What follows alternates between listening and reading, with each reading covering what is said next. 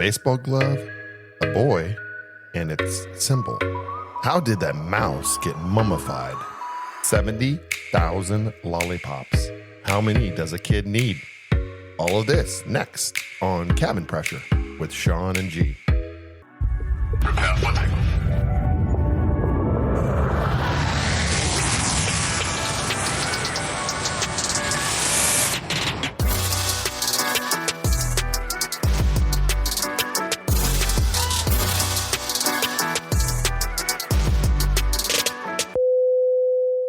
Hey everyone, welcome. This is Cabin Pressure.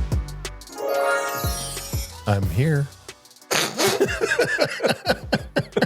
I knew everybody was waiting for that. That was like freaking Tinkerbell. Right. It's a magical, like it's Peter a magical Pan thing. or something. Right. Came through the freaking window. Right. Welcome, everybody. We are here at Cabin Pressure having a good time this week. Lots to talk about. I'm still getting over that entrance. That shit was killing me. I don't know why you're getting you're so shocked. You were about like it, freaking the intro. Tinkerbell came in. I mean, that time you were like Tinkerbell or freaking Peter Pan. Right.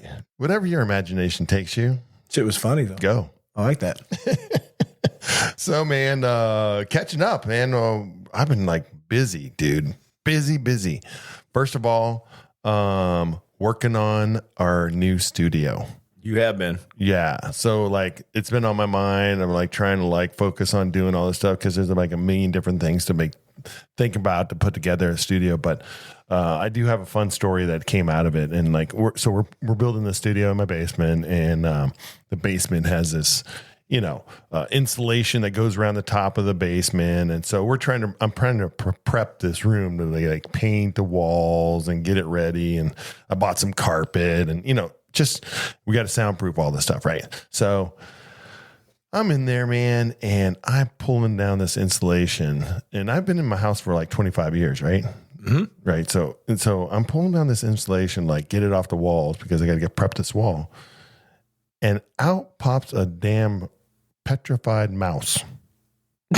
It was alive? No, it was petrified. Oh, I thought you was they're scared or something. No. The hell? I'd be scared too. It wasn't Big like ass that. This thing was dead and starting to turn into rock. It's this guy has been so dead for so long. Like wood. But he was stuck in the insulation up there. Who knows what year he died, but it was mummified into the insulation. Did you tell Carol? No. But if my wife was there, it would have been shrieks throughout the neighborhood, and probably there'd be a for sale sign in the house, but all kinds of shit. But everybody reacts different to mice and stuff. I'm not the person that is afraid of mice. How about you? I'm just thinking I already picture you picking that damn thing up, going, "Oh, how long have you been up there?" No, I didn't touch it, man. I thought it was gonna crumble or shit. No, I'm not afraid of mice. No. I did get a paper towel and pick it up and put it in the garbage type of shit, but Years ago, I ran a garbage route years ago when I was a kid. Yeah. And one of the things that you used to have to do, the old cans, you have to pick that shit up and throw it into the truck. Oh, right? yeah. So I'm going through there and I'm early in the morning throwing this shit. And I pulled the lid off of one of them, Shawn. And this big ass rat jumped out. It jumped out, ran right up my damn shoulder over the top of my neck. I felt I could still feel the damn tail. Did you fall on the ground motherfucker, get it out? No, hell no. I froze. That damn thing ran up my shoulder. You just froze. Yeah. And I felt that damn tail just ran. It slid right up my neck. Dude. I was done with the trash business. I was like, job over. Oh, hell yeah. I was like, okay. Next day you're looking for a paper route? Do not mind a mouse, but a freaking rat? No, I ain't doing it. Yeah. Not doing it, man. I don't get freaked out about them, but I know my wife does. And this is hilarious because I know my nephew, he listens to the show. Right. And he is deathly afraid of mice. I mean, this dude's a big cat. And you bring a mouse in the room, and he is the first one jumping on the table. He's knocking down women to get up on the table. That's just him. But I'm I don't know why you're afraid of this stuff, but people are. People are. Hey, Dave's pest control down in Florida. Yeah. Okay, so he's talking about the funniest shit you ever seen is when they go in, they tent a house. Mm-hmm. Okay, so everybody's watching, because the whole neighborhood's like, oh, shit, the house got Ooh, what's wrong with that? Right, house? there's something wrong with they it. They got roaches. Yeah. No. So everybody comes out, they want to see. Right. Because, curiosity. So he's like, they'll tent this house and they'll get it all tented and then they start pumping the gas in there. Right. Okay. And then as soon as they start pumping the gas in, out runs all these freaking rats out from underneath this tent. Everybody's running. Everybody in the whole freaking place is like screaming and running. Right. Neighbors are saying, mother, don't send them over here. Kill them. So they don't get far, right? They're dying already. But it's just funny how people they're like, oh, the curiosity. Oh, I'm looking at, rats. Right. Yeah. No, but hey, listen, I ain't dealing with rats. No. But mouse, I'll deal with that. So that's one thing that happened this week was that happened as I'm preparing our studio and trying to get that in order and to bring you guys some live video. But the other thing that I found too was this is cool, man. I've never been really one to like jump on, like I've done eBay. You've done eBay? Not really. You haven't done eBay? Yeah, a couple times, but not really. eBay used to be like the big shit, right, out there and all this stuff. But there's all these new auction sites that are available, and I did not know this. Like in our town, like right down the street here, the next town over has this giant auction site called Bid BTF. And I never even heard of it before, but this other flight attendant, we were sitting on the jump seat, and she was telling me about this, that she goes to this place, and she was like buying stuff and on these cheap auctions, and then she'll resell the stuff because it's nice stuff. And they have everything, electronic equipment, tools, furniture, all kinds of stuff. But as I found this, I decided, well, you know what, this would be a good thing to like try to stock our studio that we're building here, find items and stuff. So I thought it was kind of cool. But there's a place right down the road here called Mac Bids, and Mac Bids, they do like big items like tools and electronics and cabinets and tool cabinets and like all kinds of big items, electric lawnmowers, you name it, freaking powered scooters.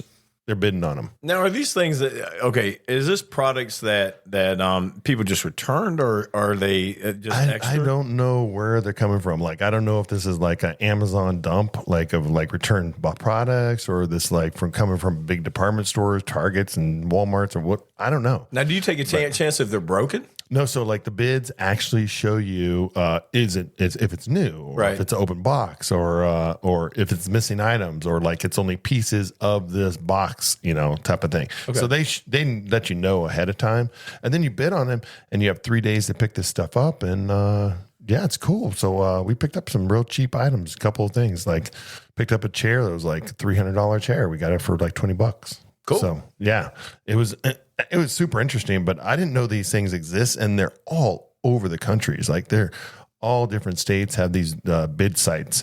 You got to check it out if you're looking for some cool items and stuff like that, because I was shocked at what it was on there. I started getting a little addicted too. Like I was scrolling at night, like looking for shit. Like, you're gonna have all kinds of shit down here. Yeah, I started thinking like I want to bid on this, because one of the things is like you bid on it, you have this 3-day window, and if you don't show up, like they keep your money and they put it back into the bid. So I'm sure that happens, but I was like, I'm coming to get my shit. If you need it, I could understand it, but trying to resell it, that shit hadn't been sold before. Well, right? No. Some of these things are like, it's legit. Look at the sites. I get that. You'll be wow, people do want this. There's people out there that want this, but like you can transfer that stuff from like these super cheap, low cost bid sites. People have been buying things for like $1. Really? Yeah. And if it's worth $10 and you're selling it even in a garage sale for $10, you just made $9, right? Yeah. So if you want to go through the trouble to doing all that stuff, cool, But I thought it was interesting. Other thing, man, that I have been working. We just flew together, right? We did fly together. Yeah, that's always comical. Yeah, it was always comical. We had a fun, ran into some, the one thing I like when we fly is like running into people that we know. And like yesterday when we flew together, I ran into a guy, it literally lived across the lake here from where my house is. I've known this guy and known about him for like 25 years. We're not like close friends or anything, just acquaintances through golf and all that stuff. And then come to find out, you've been flying with this guy and knew him for like 20 years. Over 20 years. Yeah, we never made that connection. Like we had no idea that we both knew the same guy, right? He started laughing because whenever I started talking, he's like, "You've known him?" I was like, "Yep." And he's like, "I've known Shawn for over 25 years." And I said, "Well, I've known his ass for 35." Yeah. I mean, it is funny. I mean, because it's just wild how the world works. Like we've known, we're good friends and all that stuff. And we're like, fuck, how did we not know this?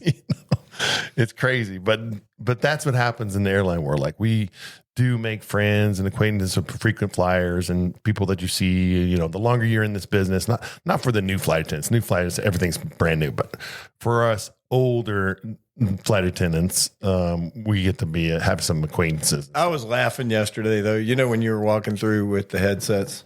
Yeah. we were up front. I was just dying, man, when you're walking through. Hey, get your headsets here. Get your headsets. Last time you're going to get them. You ain't going to give you them any more other time during the flight. Get them right now. Yeah, now's the time to get them. You can re-gift these. My spiel, first of all, is what's the number one thing on the plane that I hate? We both hate. What is the number one? Headphones. Exactly. I'm not talking about giving out the headphones. I'm talking about people wearing headphones and ignoring us. I'm like, I ain't got time for this shit. Because every flight, what happens? We get on the plane, we got to do this, board them up, put them on the plane, all that stuff. We'll be talking about that a little bit later. And then also, we on our airline, we have amenities of screens and stuff that you can listen to. So we pass out free complimentary headsets. But people, they can't connect we can connect to Bluetooth and all that stuff. They can't connect. Oh, no, I need a headset. Mine's not connecting, or they're ignoring us. And so we get done, it just tires me. So mine spiel, I go down and I'm like, listen up, folks. Today we have a snooze, you lose rule, highly enforced. So get them while you can. And people are looking like, what is he talking about? I'm like, get your headsets. You want a headset? This is the last time you're going to hear it on this flight right now. Get them while you can. They make great stocking stuffers. Kids go crazy for them. Electronics, all that good stuff. Get them. They're cheap, but you can have them. Yeah, re-gift them. I was dying. Kathy's up front. This is Kathy, right? She was in the lead cringing. position. She was in the lead, and she leaned over and she's like, "What is that?" Yeah. And I was like, "Oh, that's Shawn." Yeah. And she goes, "What is he doing?" And I said, "He's announcing that he's coming through with headsets." This is what he does. People, they get the biggest kick out of this. You guys, I'm not kidding. When he walks through, it is freaking hilarious. That's the same thing as when he picks up trash. He's like, taking trash, talking trash, taking trash. Dude, this is how crazy it is. So we've been flying for so long. I have been out in Cleveland. I've been walking around and people will walk up to me and go, taking trash, talking trash, and point at me. And I'm like, you're the trash guy. Yeah. I've had you on a plane. Exactly. But hey, we always have fun. You got to have fun. We have fun all the time. I told you, your ass didn't come up to the front, but one time on the second flight. I was like, what'd you do? Would you I was get busy lost? working. Bullshit. You were sitting in the back. I came back in the back. Things are happening. No, you were sitting in the back. Yeah. All my passengers are listening to headphones. Taking trash, talking trash. That's right. Hey, here's the thing, when you do these little things, and this is a good hint for other flight attendants that are out in the world and stuff, you can go down the thing and you get the flight attendant that walks down and they have the bag open and they're like, taking trash. No, they don't say that. They're just like, trash, trash. But then there's people like me and I'm like, taking trash, talking trash. And people they key into that. So they're like, whoa. And then they find it funny and all that stuff. And, we go down and I actually have people that they'll come back at me and they'll be like, yeah, you're trash. They'll be talking trash to me, and I'm like, what? And they're like, we're talking trash. You come back with Yeah, a full good, bag. great. They come back with a half bag. Right. Because nobody's listening. Because nobody's listening to what they're saying. And then there's still like tons of trash. But when I go through the cabin, dude, trash gets picked up because people are paying attention. It's really humor, though. But it's fun. We're having fun with it. I mean, it's just humor. I mean, I get the biggest kick every time. But it was funny. Kathy was like, "What is that? Well, Kathy, when she, What is that?" Oh, when you're making the PAs, it was like coming at. Oh no, Shawn, you can't do that no more. yeah, you're not. Don't enforce. You, Quit it. You can't enforce. I'm like, I'm not enforcing. I'm informing. I'm like, sit down. Yeah, she couldn't say anything back because she knew I had the right answer. You know, like I'm like, I am informing the passengers about their safety. I was listening to the conversation secondary, but Right. it was funny. I was like, okay, I wonder what Shawn's going to say. This is going to be fun. No, I'm going to give you the information right now. They're going to sit their ass down. Right. That was funny. Exactly. But anyways, man, the other thing that happened too with me was we had this dude, and I don't know, you know, I know you've had this happen, but as soon as we took off, you know, we like pulled out the cart and ding, and they're like, and then I'm just pushing up the cart, and all of a sudden PA comes on. Do we have a medical doctor on board or nurse or paramedic? And then, our airline, it's like ding, ding, ding, ding, ding. Yeah. Like they're everywhere. Cleveland right? Clinic. Yeah, it's like Cleveland Clinic out of Cleveland. Like, there's some medical people on our flights. If you're going to have a medical situation, have it going in or out of Cleveland. And people are like trying to jump on their seats. I'm like, okay, wait, we got one up front. Exactly. Everybody else are cool, chill. Do we have a specialist? Right. But so then this guy, he's up in front and he's having a panic attack, and so he calms down and we get him calmed down, and the medical professional that volunteered came up, talked to him, but they're like, he's having a panic attack. It's okay. We're okay. So, but we decided to put him on oxygen, which always helps. Oxygen up at altitude helps, period. And so we started giving this oxygen. So then bottle runs out, they only last about 20 minutes or so. Right. And then bottle runs out. He's like, I need another bottle, Next thing you know, we're like giving oxygen service on this flight. We don't have that many oxygen bottles on the plane. And the thing that people don't know is that those oxygen bottles that we're giving you are the oxygen bottles that we use as crew in an emergency. Yep. So like, I'm telling you right now, if I got 4 flight attendants, I'm not going lower than 4 bottles. We have many bottles on plane, but not enough to like service a 4-hour flight. Right. So anyways, the point I'm taking is that like, then this guy goes, I don't want any medical help or anything when we get there. We're like, if you're taking oxygen, you're getting you're getting help. We're going to document this, all this stuff. But it was wild that I was like, we run into this all the time with the passengers. They ask for oxygen or something like that, and we've got to like service them through the whole flight. And I have a little bit of a problem with that. How about you? It's because they're using it as supplemental oxygen. And that's why I don't run into that much. We used to back in the day. Yeah, we'd run into that a little bit more. But now I think they're a little bit stricter about with this first travel. Yeah. So like we don't. That is a good point. Like back in the day when we first started getting oxygen on a plane and all this stuff a lot, we would run into that. Right, and especially when we were back in the day when we actually offered that service, right? Like there was that you pay for medical oxygen, you can have it on board the whole time.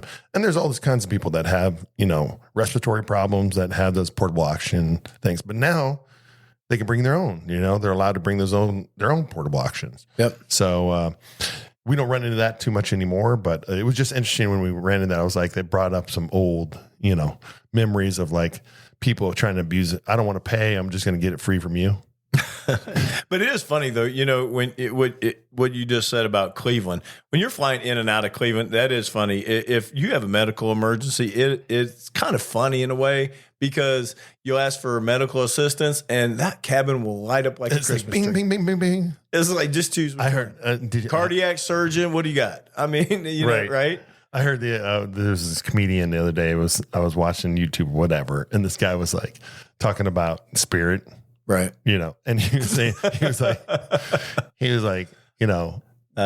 comes on and is there a doctor on board? And he's standing back and he's thinking, we're on Spirit. Are you kidding me? No doctor is flying Spirit. Are you kidding me? Like, this is not your clientele. Like, no bells are going off. No, nothing. Like, we're on Spirit. It's not going to be a good day. It's not going to be a good day. Not that we're trying to bash Spirit, but it's funny. There's other discount carriers out there too that probably doctors aren't flying. Right. But on ours, hey, it'll ring off. Right. You'll be okay out of Cleveland. Exactly. So what's been going on with you, man? Shark Week. Shark Week. Yeah, Shark Week. What's that? Load position. I was out in the ocean, man. I was testing the waters. Testing the waters? Yeah, load position for us is anytime you get it out of Cleveland, because we've been flying together for so long. Yeah, so but first of all, pause. What are you talking about? People don't know what load position is. Are you talking about somebody going to the bathroom, or what is it you're talking about? A load position is the extra flight attendant. He's kind of like the floater in the system. Do you ever notice how you jump into shit and then you don't even let me finish? No, but you're not explaining. I'm going to. I know you're going to explain your story. I just want you. Do you know? Remember Redmond? Yeah, Jen. Yeah. Okay, me and her used to play a game. You know what it was? It was called Shut the Hell Up. It's your turn. Go. All right. But a load position is an extra person on an aircraft. And what they do is they float a lot of times. So you'll be on different airplanes. You could be on three different airplanes in a single day.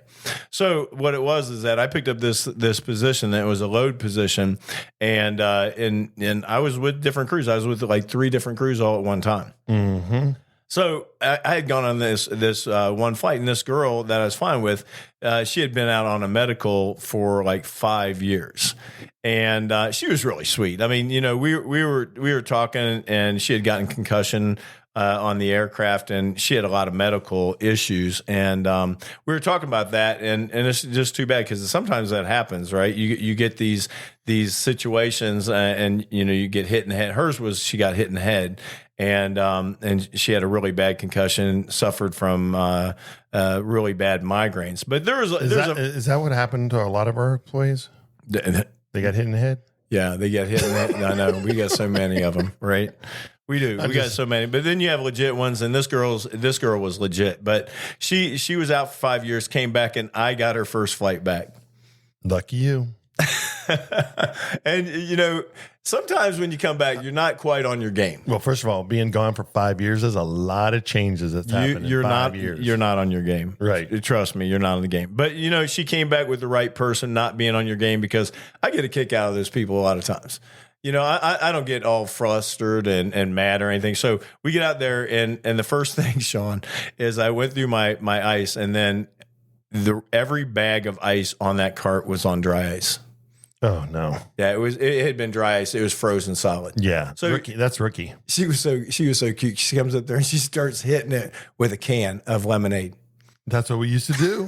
That's what we used to do. I was right? like, don't do it. Like, we used to we didn't have a mallet. Like today we got mallets right on board. But it used to be the only way we did it, we drop it on the floor or we freaking pound it with a can. Right. But I was like, this is going to go everywhere. Right. So it's going to make one more. So I'm going up front. I'm taking this thing of ice, trying to bash it with a mallet up there. Shit wouldn't even break. Oh yeah. It would not even break. It had been sitting on dry ice so long, couldn't even break. So, the service isn't quite what it normally is. Yeah. So it wasn't flowing the way you wanted it to flow. So we got to the back of the aircraft, and this poor girl, I was having to call her, and say, hey, I need this. Hey, I need this.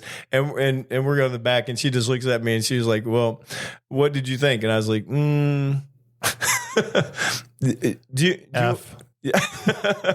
We'll just give you a little advice for the next flight. And she was funny. And she's probably going to listen because she wanted to listen to the podcast. So sure. This is not a bashing her at all. This is actually just a laughter, because it does happen to where you've been gone for a while. But then you get reeled back in, you make a few adjustments, and then you're back in the game. But being a low position, you never know what you're going to get. And a lot of times it's personalities, but she had a great personality. Yeah. I mean, I have nightmare load stories. I mean, you go from one crew to the next crew. Like one crew, you're like, this is the best crew. I wish I was hanging with you all day. The next crew, you're like, I don't ever want to see you motherfuckers again. And I told don't call me. Don't text me. a lot of times, right? People bash the younger flight attendants. I flew with this group And these guys were spot on, man. And I was so impressed with them that when I got off the plane, I said, I had to tell you guys something. You know, you probably don't hear it a lot, but I really enjoyed flying with each and every one of you. You guys are exactly what flight attendants should be. You have great personalities. You have a great work with attitude. And that leg, it was, you just wanted to fly with them again because they were a lot of fun. They must have had a great work ethic if you're saying that. Oh, yeah. Because, I mean, you're like, G is a get it done flight attendant. You got to be level 10, man. Yeah, you got to be ready to go and let's go. Yeah. Like, and there's no hesitation here. Like, have it and it's full throttle out the door. And I hate the bullshit flight attendants, the ones that, you know, have let's just say a personality deficiency. No, I'm serious. You know, you sit there and it's like you in this job, one of the most important things is to do what? Talk. Right. Okay. Communicate. Now, your ass faces the other direction towards the door like a damn chia pet. Yeah. Right. And they say nothing to you. And you're like, are we going to start the service? What are we going to do here? I mean, or there's any communication? And then they get up and they say nothing. They're a chia pet. A chia pet. They're just sitting there growing. These are things people don't see in the back, right? I mean, unfortunately, you know, we don't have a lot of these, but we got them. Yeah. And then we got the personality where it's like they don't want to do anything until we reach altitude.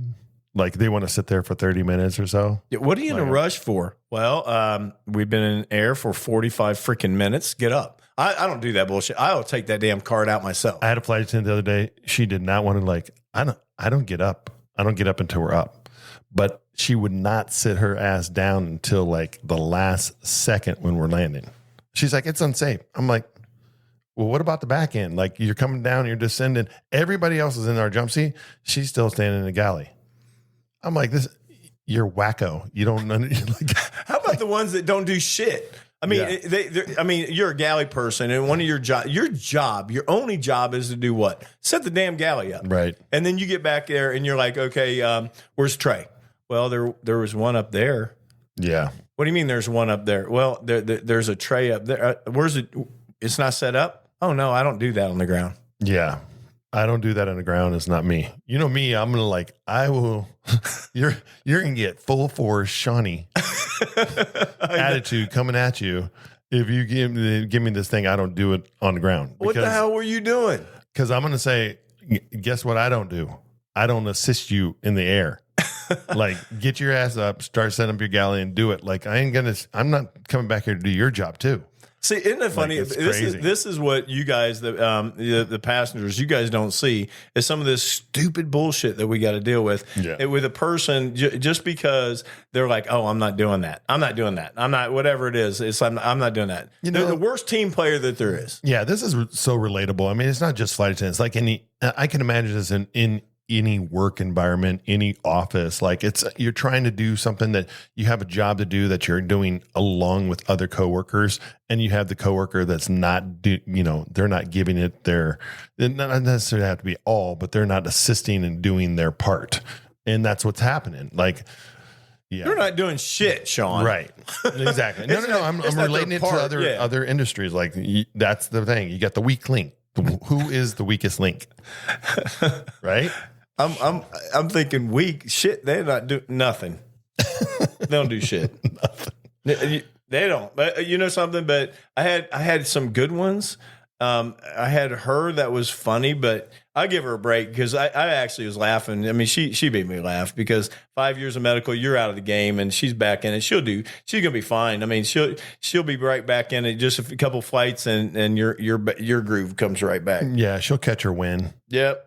But you know something? The other thing, when me and you were walking out, and the one thing that both pissed us off was, again, the way they board aircrafts. Dude, I don't know if there's a right answer to this. Like, there's I know one thing that marketing should never be involved in any decisions with a aircraft boarding procedure. No, they shouldn't. But the funny shit was we were walking out of there and Shawn's like, I so want to mow these people down. Yeah. They covered the whole terminal. Again, we could not get through. We were leaving, and there's people that was just complete. It was a Yeah, complete you're talking shit about show. the planing now, like the No, I'm talking about the boarding process. They were standing there, and me and you were trying to go through, and the shit was completely across the whole airport. You're right. The other airlines, as you're walking through the concourse and you're seeing different airlines in different airports, like they all manage their boarding procedure in a different way. So like our boarding procedure is pretty, I would say like organized, and like you line up and put all these things. And there's several airlines that do this, like they line up and they have like call them in different groups and stuff like that. But then there's the airlines where it's just like, they don't know what the hell they're doing. And everybody just stands in a mob in the middle of the airport. And then they just stand there waiting to try to like, if I'm next, it's like, me? Man, it's bullshit. It's bullshit. I mean, it's just. And then they just stand in the way of the whole entire concourse, and you can't even, like the traffic going back and forth trying to get through. They can't get through. And then people look at you like, excuse me, I was here first. And what pisses me off is that the airline that's doing it, they should be controlling it. Like you and I had that conversation. It's like, they should be out here, like at least saying, make sure the aisles are clear, step to the aisle. If you're waiting, step over to the side, but people just like, they just stand there like freaking lemmings and just, it's annoying as hell, man. Right. You're trying to fight through this crowd, and it's annoying. But part of it too is the boarding process that we were talking about. And just real quick, touch on this. I would love to see an airline allow gate agents and flight attendants to get together for a week, come up with a boarding process, and then put it against any boarding process with any airline, and I guarantee you it's going to be 10 times better than any boarding process that they have. Our boarding processes for years have just been bullshit. The way we board airplanes is just a bunch of crap. We run out of bin space. There's a bunch of stuff that goes on. Everybody gets pissed. Well, if you really want to know how it would work well, take a group of flight attendants, take a group of gate agents, give them about, they don't even need a week, but you give them a week and then set them side by side with your boarding process and watch how efficient the gate agents and the flight attendants boarding process is, and stop doing this bullshit boarding that we do on airplanes all the time. Yeah. Board the aisle first. They're stupid. We got some of the dumbest things. I mean, we really do. We got some of the dumbest ways to board an aircraft. But okay, enough about that. Let the agents and the flight attendants take it over, and you'll have a lot better process. But I had to ask you this question, and you see your response, because we did have a question, and how you would respond to this, Shawn. Oh, really? Yeah. What's that? Okay, so you have a 98-year hire. Now, they're hired in 98. Mm-hmm. Senior Papa flight attendant comes on board and says he hasn't flown domestic in quite a while. Shawn, how would you respond to that? Oh, hell no. I'm going to tell you right now, this guy that thinks he's a senior Papa, I mean, this guy he hasn't even been down to his friggin' training pants yet. I mean, come on.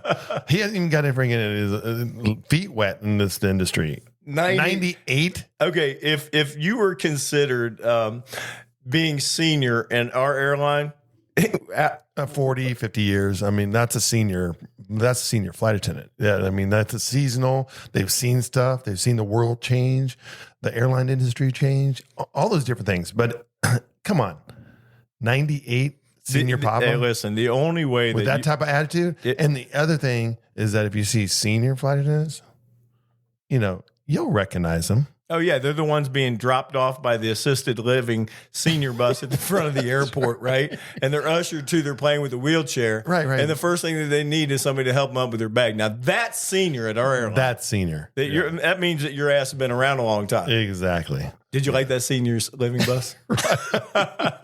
You know that shit's real. You forgot the walker. They might have a walker or a cane. Hold on to the bar cart. Right. That's senior, though. If you want to know 98, you ain't senior. Yeah. If your hair is still the same color as you were born with, then you're not senior yet. Yeah, you ain't senior. But it was a good try. Right, good try, 98er.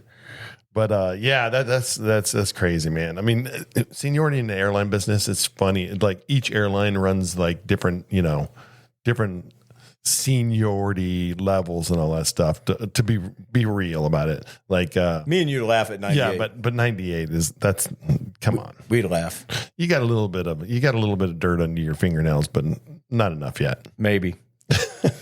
Did you see Ozzy Osbourne passed away? Oh man, how sad. Prince of Darkness. The Prince of Darkness. Dude, Crazy Train. yeah, man. I mean, that intro. Dun dun dun dun dun. Anyways, yeah, but it's awesome, man. He had some awesome music. I mean, the funny thing about this, like that I thought, or the coolest thing about this is that he's a heavy metal rock star, and he became relatable to everybody in the world. That's what, like, everybody, didn't matter. You can be a country western music lover, you can be whatever you're into, man. But Ozzy, everybody knew who he was. Everybody could relate to who he was, and he was always relatable. Like, just like, when he was young, man, he just looked on about being this crazy wild individual, right? Because he bit the head off of a bat when he was younger, and he said he thought that was like a stage, like, you know, it was just like a pretend bat and stuff. Right. I guess until he bit it and the blood everywhere, and forever be known for biting into a bat. Right. But, you know, but the thing is that when they had the show, The Osbournes, you kind of got an insight of his humor. He's funny as hell. Yeah, he is funny. I mean, he was like, Sharon, the dog shit on the floor, Sharon.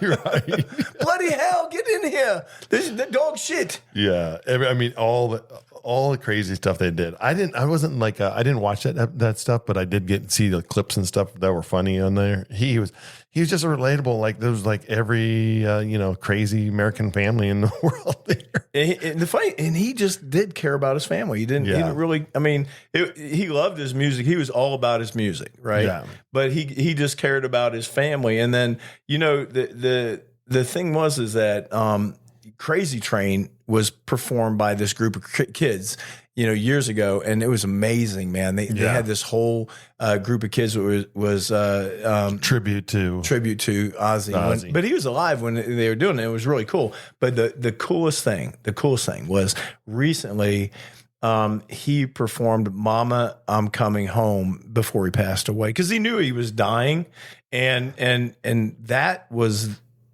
the most touching thing that I've seen, because all these people that loved Ozzy's music was just emotionally touched by him coming, and it's like his goodbye. Yeah, he had that. So, you know, for people out there that don't know too much about it or haven't been paying attention to news, you know, Ozzy was originally in Black Sabbath, and so Black Sabbath and him kicked him out of the band, and then he went solo. And he blew it up. That's so he came out into all these, you know, Crazy Train and all this stuff. So he got back together with Black Sabbath right before he passed away. The last performance and the last song he sang was "Mama, I'm Coming Home," which is touching and very heartwarming to hear. Just, you know, he kind of knew what was going to happen. What was amazing, though, what they said about Ozzy was Ozzy did so many drugs during his life. They said he'd never make it to 50, and he made it in his 70s. Yeah, I mean, it's amazing he survived. At one point, there was an interview that he had said that he had done so much cocaine during the day that he had to do marijuana at night just so his heart didn't blow up. Right. I mean, that's crazy. I mean, that is crazy. I can't even imagine that feeling and this, you know, putting your body through all that stuff. My God, no. I can't even imagine. But nope. Hey, he did him. You know, he's him. He is the guy. But but Ozzy Osbourne, man, R.I.P. to him, because he was. I got a kick out of his show, The Osbournes. I really did. Yeah, he'll be missed. But you know, I have to tell you, I was traveling this week, and I came across this kid. Now, most people, if you guys would have seen this kid carrying this glove, you'd have just thought it was some young boy that was carrying a baseball glove. So, Shawn, do you know what a Wilson A2000 is? I have no idea. Okay, it's just like a branded glove. Like when I played baseball and softball and all that stuff, like, I didn't know anything about a glove. All I know that it had to fit my big ass hand. Right. Like, yeah, exactly. Right. I mean, when we played ball back in the day, I mean, our equipment, hell, I remember we used to have this little bitty bat called an Adirondack. And we used to take tennis balls and throw it at as hard as we could and try to hit the damn tennis ball with it. Right. Our equipment, no one really knew anything about the equipment. But going back to this kid was carrying this A2000 glove. And to everybody else, it had just been a baseball glove. But, to me, it really, really hit home, and it took me back. And everybody knows me. As soon as you talk about baseball, I can talk about baseball all day. All day. And this kid, and I looked at him and I said, okay, so by the size of the glove, it's either you play shortstop or second base. And so which one is it? And he just looked at me and goes, how'd you know? And I said, well, it's an A2000 mitt. That means a short A2000. So it's either you're playing in the shortstop position or you're playing second base, because that glove is too small to be playing third. So which one is it? And he said, I'm a shortstop. And I said, and he goes, how did you know that? And I said, well, I trained my son from probably 6 years old. And you know this, Shawn. Yeah. Jackson, from the time he was 6 all the way up. So so at this part of the podcast, you might think that this doesn't pertain to you, but the youth baseball in America, it's our national pastime. So you see this kid on board the aircraft, and the thing that got me was the way he carried his glove. Yeah. Okay. He was being respectful for his glove, his equipment. And what it is that if you know how he kept his glove in his lap, he didn't put it in the overhead bin, he didn't throw it underneath the seat. And I knew that he had been professionally trained, because I was talking to the parents, and I'd said, I know you've been professionally trained. And he goes, how do you know that? And I said, well, someone told you that glove is the tool to your trade, because you've been doing this a long time. And the way that you respect that is that you set it in your lap, because if you put it anywhere else, and the chance of that pocket getting broke down is highly likely. So, so this kid had this glove, and when I was looking at it, it just took me back when I was teaching my son baseball. You're in training facilities every single day. Yeah. Every day. Right. And there's over 3 million kids that play baseball in the United States, right? Over 3 million. What do you think the percentage is these kids that are going to make it to Major League Baseball? Extremely low. There's only, out of that 3 million, okay, there's only about 700 to 1,000 that are drafted into the minor league in 1 year. And 700 to 1,000, that's into the minors with all the minor league teams. Okay. Undrafted, there's between 100 and 200 players. Now, when you look at these kids and you tell them, well, there's this small percentage, the chance of you making it is highly unlikely. And that's what was told to my son when he was young. And let me tell you something about that. Well, Jackson, when he was young, he was always told that, you'll make it to this level, you won't get to the next level. Okay, well, then he went into the high school. When he got into the high school level, they do this evaluation. Have you heard of the PBR? Yeah. You've heard of the prep baseball report? So these kids go and they get evaluated by the prep baseball report, and then they get listed. And a lot of times this is how these kids get seen. So they get seen by colleges, and they get opportunities to go forward. And this kid was actually part of the PBR because he had a PBR shirt on too. So I knew that he was also part of that. So they get listed in there, and the colleges come in and they get opportunities that normal kids wouldn't get to go to college universities and play baseball. So they go from that point, and then from college to from high school to college, there's only about around, I'd say about 7% of them go forward. And that's about you think about this, all the high school players in the United States, only 35,000 of them go play college baseball. Yeah. 35,000. Right. Yeah. I mean, this to me, is a very relatable, not just baseball. It's like, you take any sport that goes professional, right? Football, soccer, all these things. these kind of stats are all over the United States. So like you can apply this to a soccer kid. You can apply this to a football kid. They have each avenue has their system to like kind of like get these kids weeded out to this pinnacle of professionalism. Right. And they go, what it is that they're told each level that what it takes to get to the next level. But, these kids still believe that they have it, and every year they get weeded out. And then they go from that to they go to the collegiate level. And then there's a small percentage after college that get taken into minor league baseball. Now, Jackson wasn't one of them. Jackson didn't get drafted. Mm-hmm. But what happened was he had worked so hard throughout his life that he wasn't going to give up on it, and he kept fighting for it. Well, he was one of the ones that was in the 100 and 200 that went undrafted and went into minor league baseball, okay? And he played for the Ogden Raptors. Now, I'm not telling you that he had the greatest part of any career, even playing in the minors. The Raptors won the minor leagues, and he got a ring, but he didn't have this illustrious career. But something, Shawn, what's amazing, I looked at this kid, and I went back and I thought of my son. I thought about the road and what he did and all the work ethic. This is what the point I'm getting to.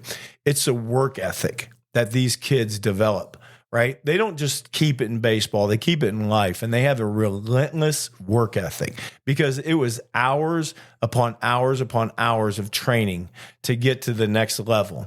And when no one else could believe in them, they believed in themselves.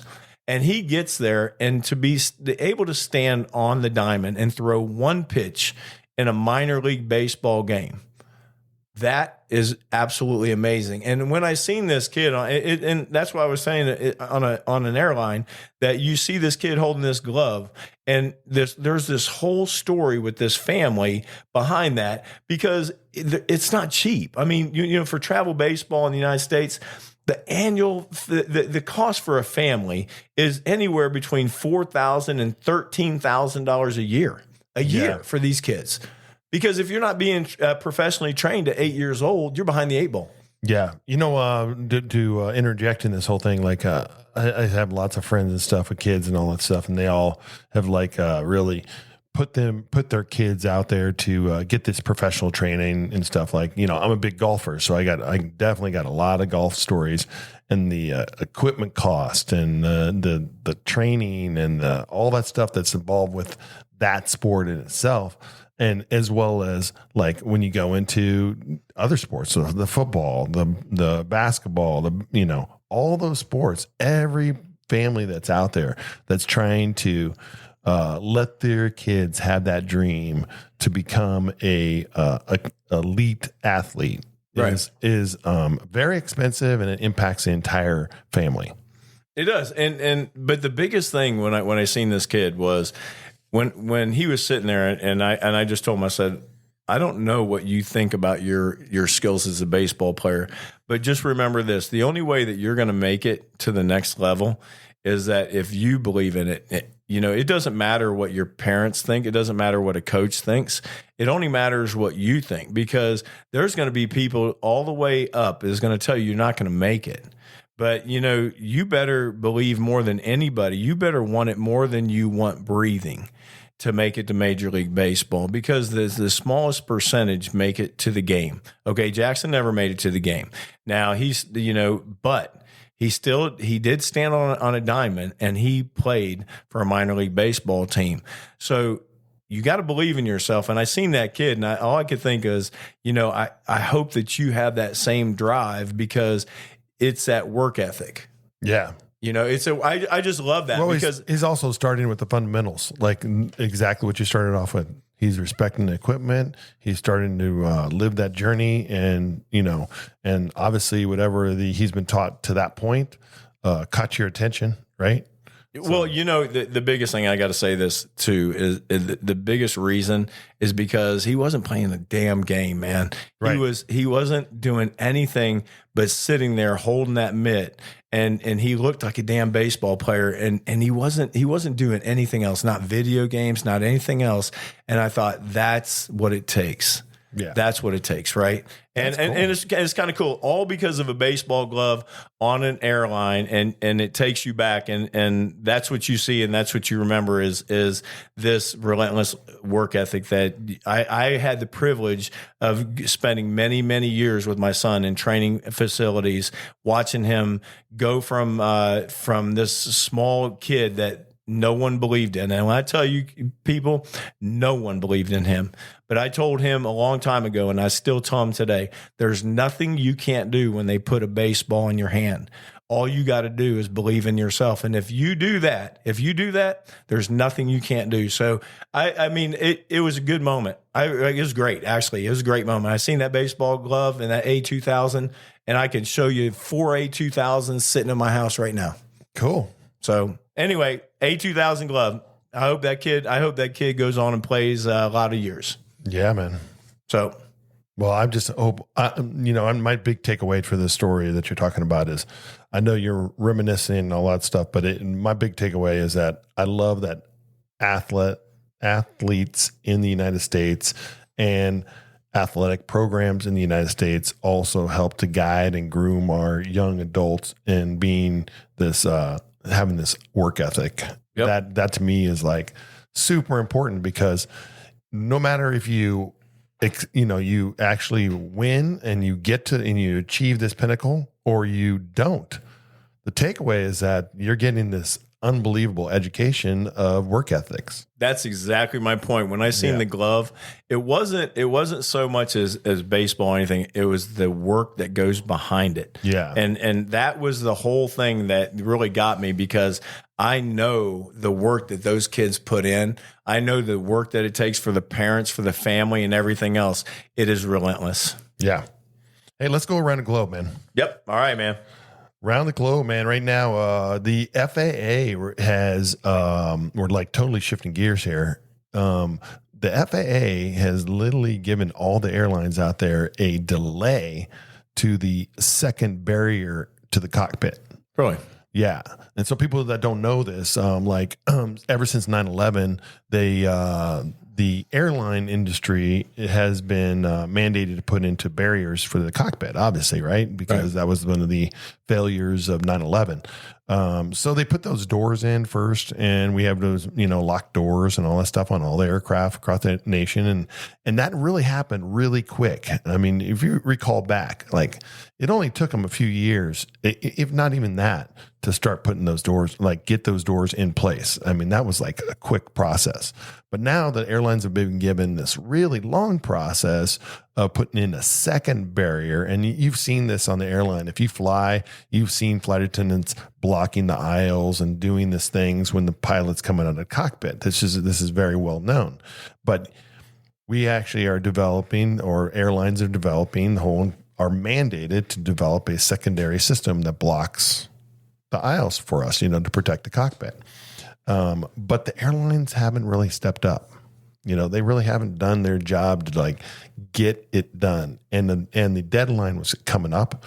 And so they had to go in and request an extension. And so there's a lot of like different views on this, as far as whether it's really, like, why hasn't the airlines been doing this, to, no, they should be given more time to do this type of, like, then develop systems and stuff for each type of aircraft and all that stuff. But they just got a 2-year extension on this whole thing. But do you think it's because they don't believe in the barrier that they're actually presenting them, or do you think it's just that they're just not doing it? No, I think it's an economical thing. Like, I think it's the airlines. This is going to cost money, right? This is another piece of money that, this does not bring the airline more money. Right. It's a cost that is just being mandated on them. So you think the barriers are going to be the same? The engineering of the barrier, that what we've seen, is going to be the same? Yeah, the engineering of the barrier is going to be developed for each type of aircraft. So each separate aircraft on every airline is going to have a different type of system, and that's up to the FAA, the airline, and it's just like every system we have on an aircraft that has to be approved. But my point to this whole thing is that I think the airlines, are dragging their feet. You know, I would like to see it already in place personally as a flight attendant and having that protection and all that extra protection on the aircraft. I know it's a hassle. Like we have some aircrafts that already have a secondary barrier, right? Yeah. But it's like they want it across the whole entire fleet of every airline. So it's just an interesting thing that they're giving them a delay. So in the next 2 years, you'll see these things being implemented and installed. And so something to be watching out for and seeing on the aircraft. But Good thing we were trained on it. yeah. And now they're delaying it. We hate remark. we hate going to training. First of all, nobody likes to go to training, but now we're getting training that we're not even going to implement it for another 2 years. You know, Good thing we were trained. That's a big suckwad.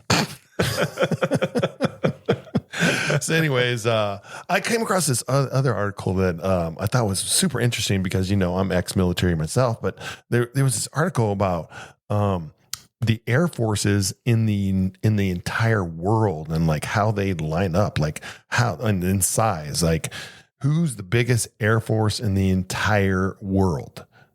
Do you know who that is, G? USA, baby. USA, baby. Like USA, we invest a lot of money, billions, if not trillions of dollars into our military, which we should, right? Because we got a lot to protect. But at the same time, like the US Air Force, in perspective to the next largest air force, which is China, that we're 2,358 fighter jets. So we're only talking about fighter jets. We're not talking about bombers or the B-2s and all the other type of aircraft that are in the world. We're just talking about the Red Barons out there of the today world, right? Those fighter jets. So, and then China lines up at 1,975. Well, let's see what happens in 4 years. In 4 years. Yeah. What do you mean by that? I bet our numbers go up.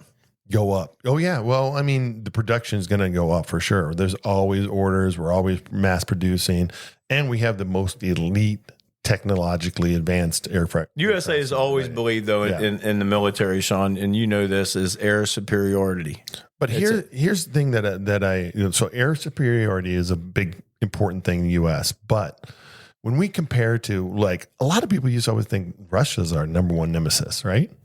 Yeah, but I mean that's how when we were growing up, it was like Russia. Unless you really know what's going on in the world, you know that it's China. Yeah, China secretly kind of snuck in there, and they're really our biggest adversary.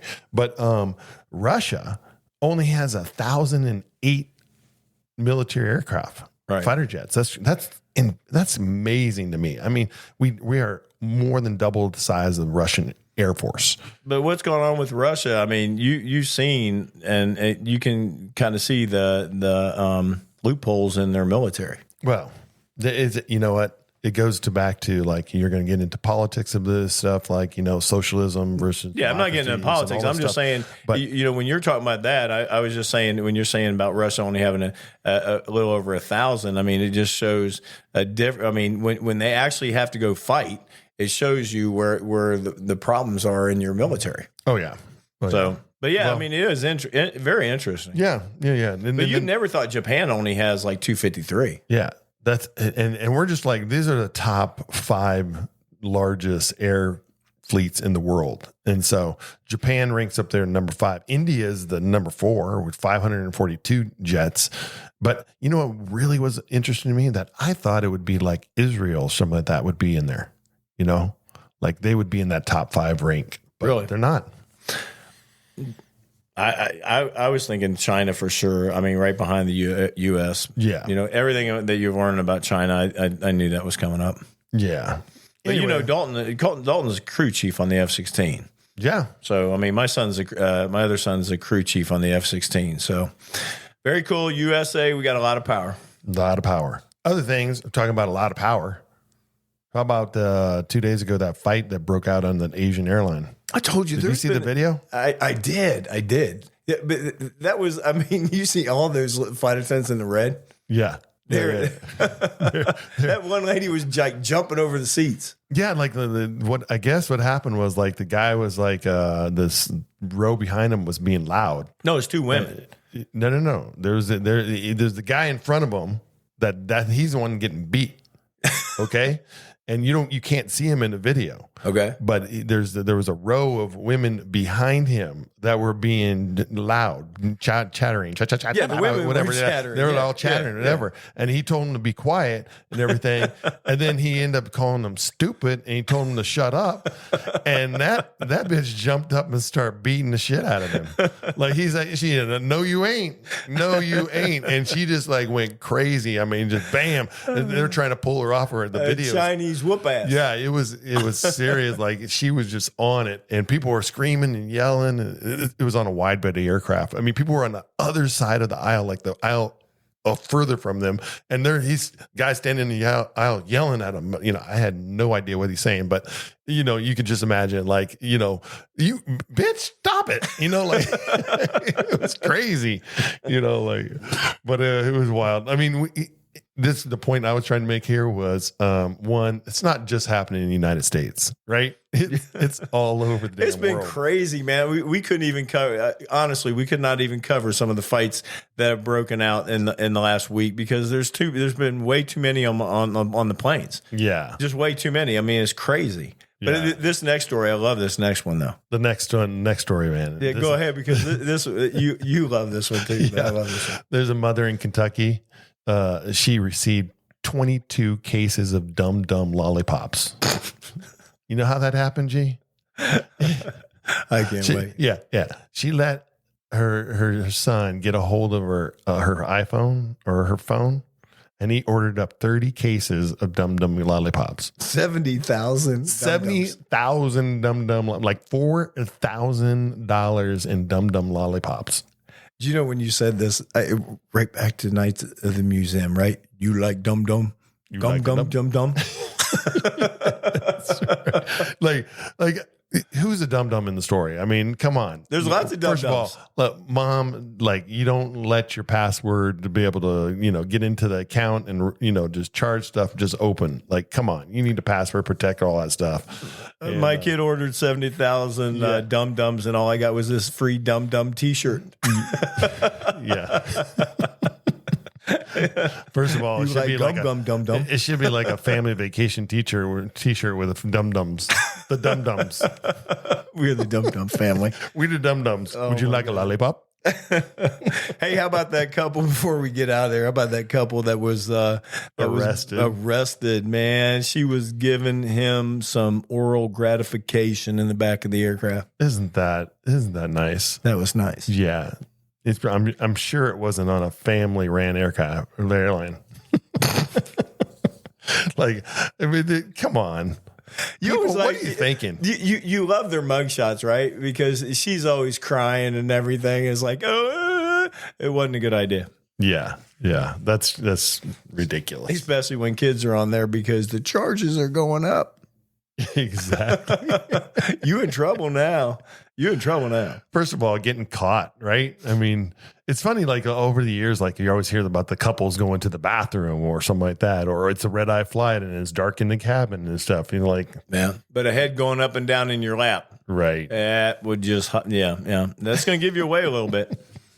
A little bit. All right, Shawn, give me this quote. All right. The quote today is, to be yourself in a world that is constantly trying to make you something else is the greatest accomplishment. And that's by Ralph Waldo Emerson. I mean, you just got to be yourself. Like, don't let people tell you what you can and can't do and all that stuff. Be it. Do it. That little kid in Kentucky, they told him he couldn't get the Dum Dums, and his ass got the Dum Dums, so he's good. Don't let him tell you what you can do. You get 70,000 Dum Dums. Hell yeah. Hey guys, it was a lot of fun this week. You guys have a great week. We'll see you next week. Next week, cabin pressure. See ya. If you laughed, learned something, or just feel a little bit better about your own job after hearing about ours, do us a favor. Subscribe, leave a review, and share this episode with your weirdest coworker. You know the one. Hit us up on Facebook. Drop your wildest airport stories. We just might read them on air.